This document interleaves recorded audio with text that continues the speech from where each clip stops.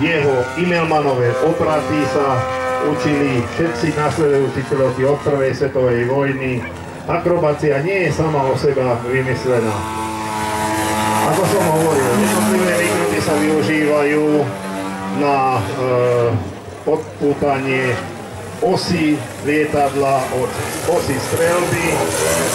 Akrobatické lietanie ako také prešlo do civilu vtedy, keď vojna skončila, pilotov bolo veľa, stroje boli relatívne lacné, armáda sa ich zbavovala.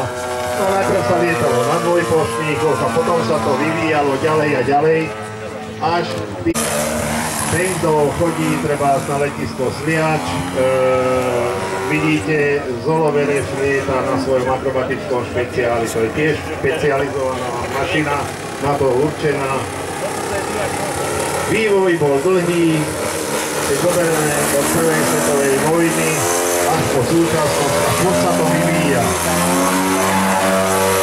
Bola, kedy bolo nemysliteľné, aby akrobatický špeciál vysel na vrcholi. Poviete, že model to urobí, áno, modely to urobia. Takže to sa lieta už aj v skutočnosti. Keď budete sledovať seriál majstrovstiev sveta alebo majstrovstiev Európy, tak zistíte, že francúzski piloti to bežne predvádzajú a vyhrávajú na týchto veľkých podujatiach, skutočných podujatiach, nie z modelu. Keď sa vrátime k modelu, jak som spomínal, ako náhle pilot chce takto lietať relatívne nízko, ale i napriek tomu bezpečne, to sú rokujúce tréningu, hodiny na letisku, odriekanie, rozbíjanie modelov, stavanie, opravovanie a do kolečka dokola. Onoho času bola, kedy som tiež lietal akrobatické modely a potom ma to veľmi rýchlo prešlo, lebo to bola drina.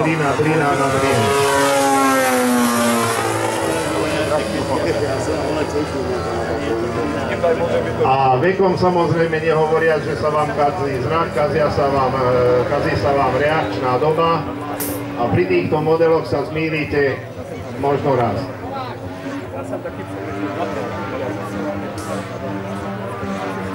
Videli ste zastavenie v strede a otočenie späť. Pilot lietá za chrbtom, všímajte si, ako má súpravu, má ho za chrbtom a bezpečne lieta. Hovorím, to sú hodiny driny. Ináč by to nešlo.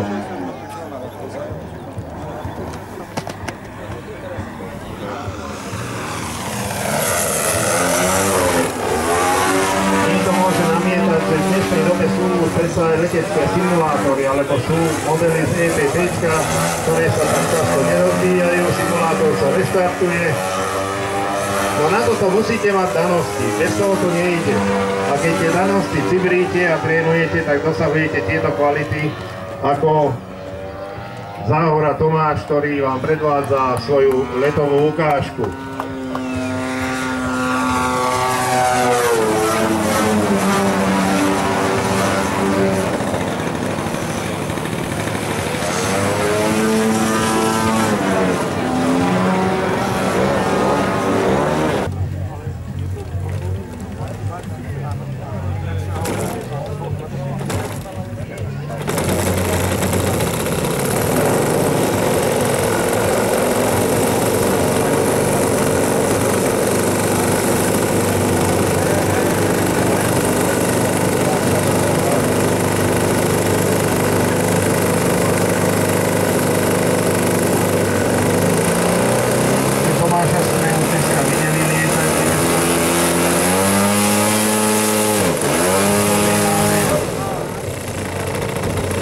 Tam to je tá moderná, nejaká tá doba je taká uponáhlaná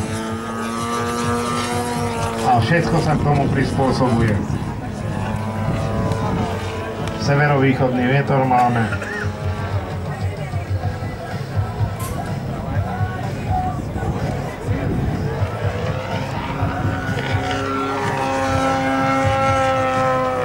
Pomalý výkrut.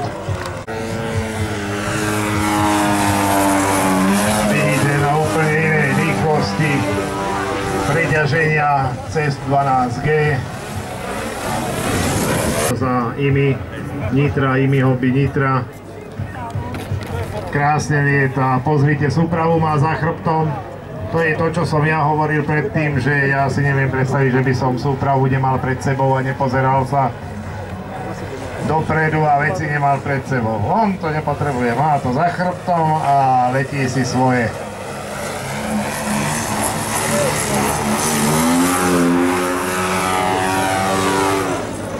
Musí mať neskutočný cit na riadenie.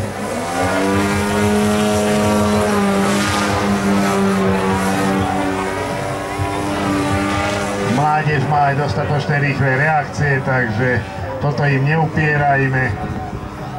Ale on zostávne, nebojte sa, tomu neujde. Tiež mu to tak nepôjde, tiež na to nebude vidieť a postaví si väčší a pomalší. Ale teraz lietá famózne.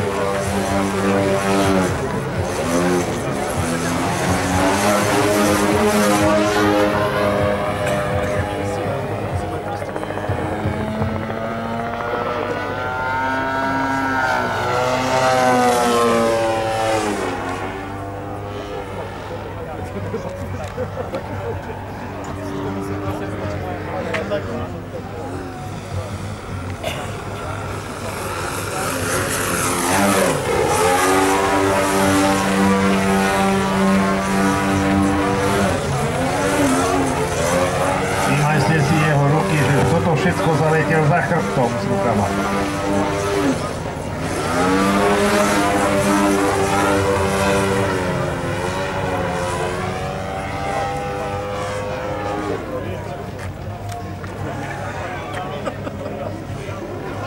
Tak a teraz vykresáva a pôjde na vrtulu.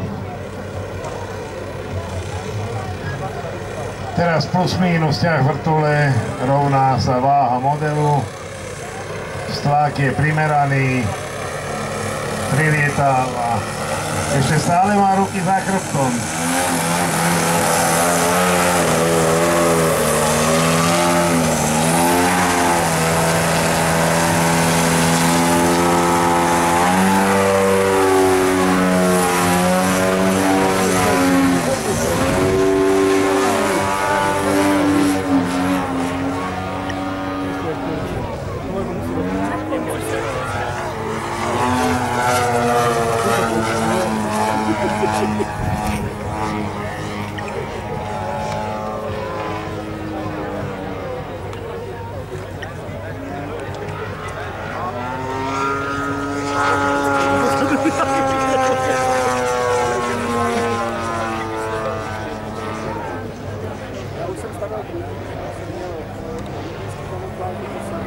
Plochá vývrtka na chrbte.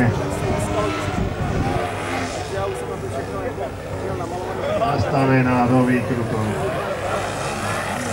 Stále má ruku za chrbtom. No a toto ten chlap robí. Asi veľa trénuje. Alebo má dobrého sponzora. Môže veľa rozbíjať.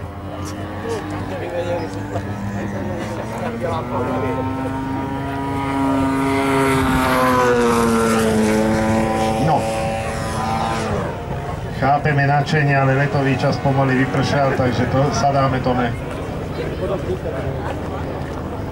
No ale na pristáte má ruky vpredu, vidíte. Tak, jak má mať.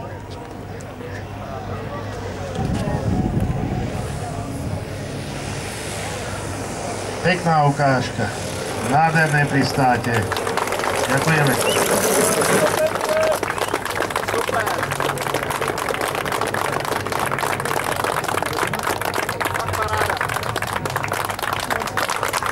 Tak teraz, možno plošníkov sú tu Marek Vlaško.